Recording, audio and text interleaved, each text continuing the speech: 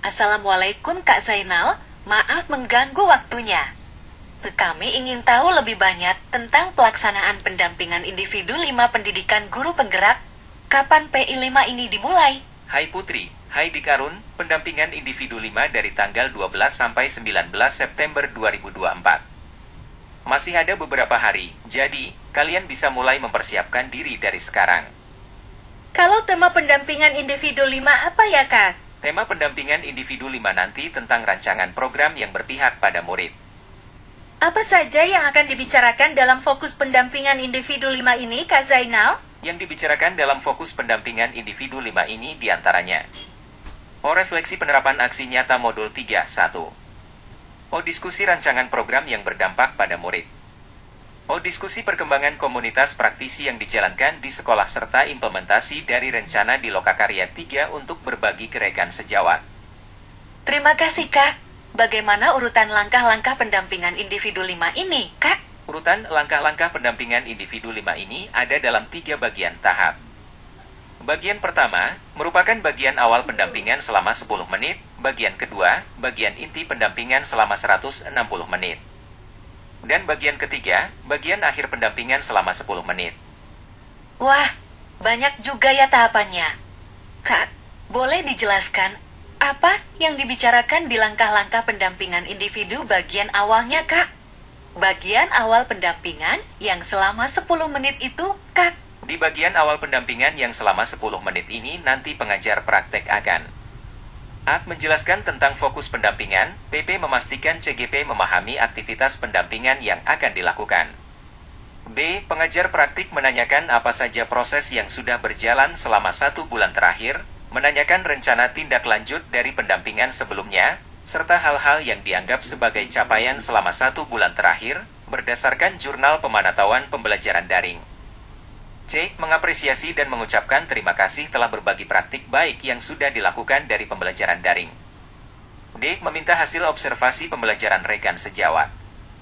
Jelaskan juga kan yang di bagian inti pendampingan, yang waktunya lumayan lama itu, Kak, yaitu selama 160 menit ya, Kak? Benar, Dik Arun. Di bagian inti pendampingan yang selama 160 menit ini, nanti pengajar praktek akan menanyakan penerapan aksi nyata modul 3.1, kurang lebih selama 30 menit. B. Rancangan program yang berdampak pada murid, kurang lebih juga selama 30 menit 30. C. Perkembangan komunitas praktisi, kurang lebih selama 30 menit. D. Dialog pasca observasi pembelajaran, ini paling lama waktunya, kurang lebih selama 70 menit.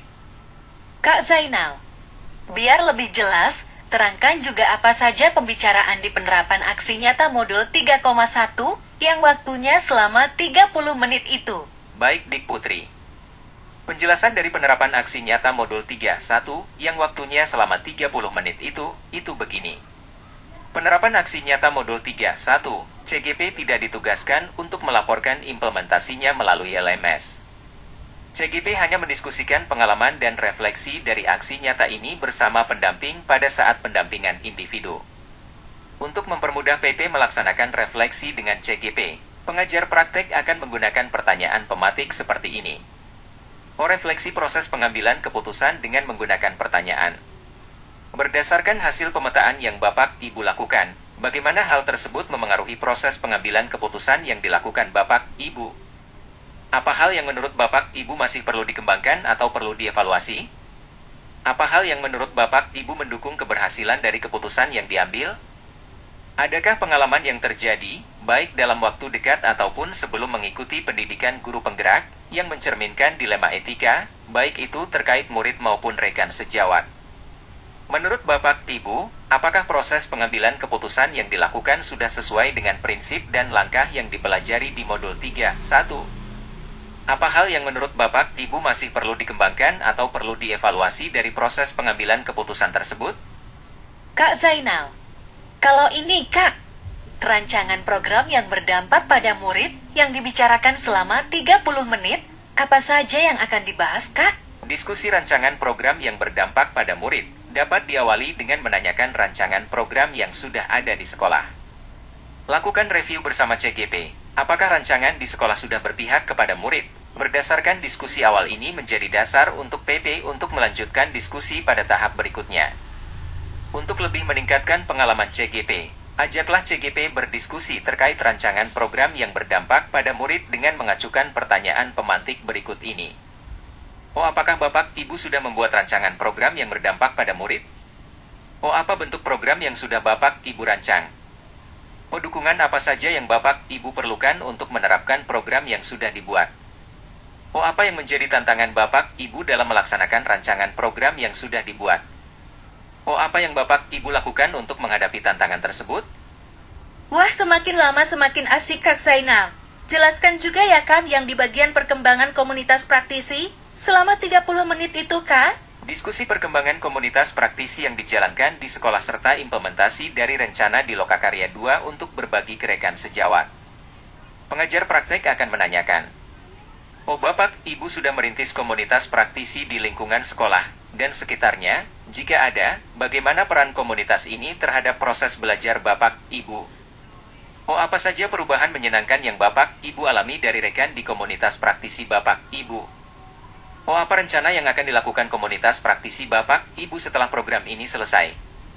Oh, apa dukungan yang Bapak Ibu perlukan untuk komunitas praktisi Bapak Ibu agar bisa terus belajar bersama? Sekalian terangkan ini juga ya Kak. Apa tadi ya? Oh ini Kak, dialog pasca observasi pembelajaran yang selama 70 menit itu. Di akhir P4, CGP sudah ditugaskan untuk membimbing satu orang rekan sejawat dalam penyusunan RPP dan juga melakukan observasi pembelajaran ke kelas rekan sejawat. Pada P5 ini, PP mengarahkan CGP untuk menyampaikan tujuan percakapan dan hasil analisis data observasi pembelajaran ke rekan sejawat. Melakukan percakapan umpan balik. Dalam percakapan, CGP menemukan area pengembangan dan perbaikan diri yang hendak dilakukan kepada rekan sejawat. Catat hasil umpan balik pada catatan percakapan pasca observasi kelas, format ambil di modul 2, 3 pada bagian aksi nyata. Percakapan perencanaan area pengembangan. Rencana aksi pengembangan diri.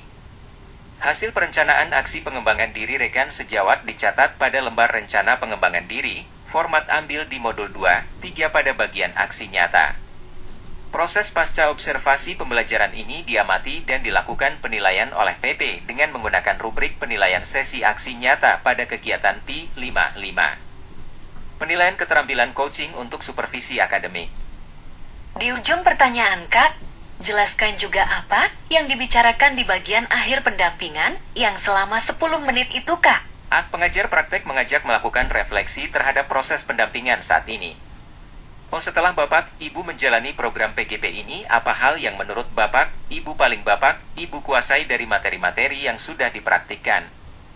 Materi apa yang Bapak Ibu rasakan masih membingungkan dan ingin dipelajari lebih dalam? B. Mengapresiasi dan mengucapkan terima kasih telah berbagi praktik baik yang sudah dilakukan dari pembelajaran daring. C. Mengingat CGP untuk menyebarkan, mengumpulkan dan menginput survei tentang kompetensi guru penggerak, Feedback 360. Kegiatan ini sudah harus dilakukan sebelum pelaksanaan P6. Yang harus dilakukan CGP. Menyebarkan kuesioner survei Feedback 3600 sesuai peran dan jenjang yang diampu oleh CGP dengan responden kepala sekolah, rekan guru, 5 orang, dan perwakilan murid CGP, 5 orang. CGP mengisi self-evaluation.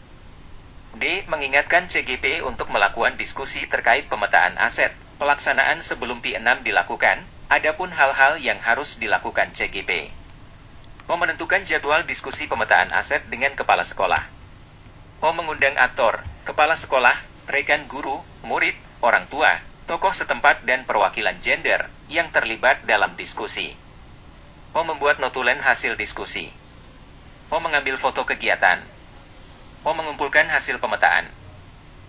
Jika ada hal-hal terkait pembelajaran daring yang perlu diketahui oleh fasilitator, maka perlu dicatat dalam jurnal komunikasi di LMS. Terima kasih banyak, Kak Zainal. Informasinya sangat membantu. Kami jadi lebih siap untuk mengikuti pendampingan individu 5 ini. Sama-sama, Dik Arun, Dik Putri. Semoga kalian sukses dan bisa menjadi guru penggerak yang inspiratif.